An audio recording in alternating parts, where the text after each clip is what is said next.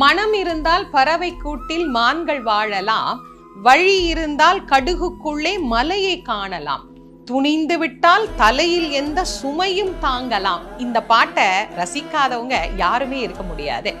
எவ்வளவு அழகா வாழ்க்கையினுடைய துன்பங்களை எப்படி நாம தாங்கிக்கணும் அப்படிங்கறத தான் இந்த பாட்டுல கவிஞர் நமக்கு சொல்றார்.